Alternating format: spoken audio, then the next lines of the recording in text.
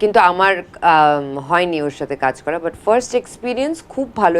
ঢালিউডের megastar Shakib খানের বহুল অপেক্ষিত cinema রকিস্টার যা আসতে চলেছে পবিত্র ঈদুল আজহায়। ইতিমধ্যে সিনেমাটি নিয়ে দর্শকদের মনে উত্তেজনার তুঙ্গে, আর সেই উত্তেজনা আবার বাড়িয়ে দিতে আসছে বড় একটি ঘোষণা। আর সেই ঘোষণাটি হলো শাকিব খানের সঙ্গে এবার দ্বিতীয়বারের মতো জুটি বাঁধতে যাচ্ছে উপর বাংলার জনপ্রিয় অভিনেত্রী শুভশ্রী গাঙ্গুলি। হ্যাঁ দর্শক, রকিস্টার সিনেমার মধ্যে সাবিলা নূরের পরেই দ্বিতীয় নায়িকা হিসেবে থাকবে বলে তিনি জানা গেছে।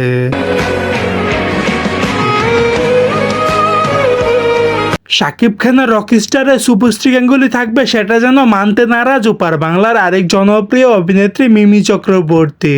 তিনি একটি সাক্ষাৎকারের মধ্যে জানিয়েছে, শাকিব তুই আমার সঙ্গে বেমানি করতে পারলি, ভেবেছিলাম তোর সিনেমার মধ্যে মানে তোর রকিস্টার সিনেমায় আমি নায়িকা হিসেবে থাকবো, কিন্তু তুই আমার জায়গায় শুভশ্রী গাঙ্গুলিকে নিলি, সেটা আমি কখনোই মেনে নিব না। তুই আমার সঙ্গে যে বেমানিটা করেছিস সেটা অনেকটাই অপমানযোগ্য।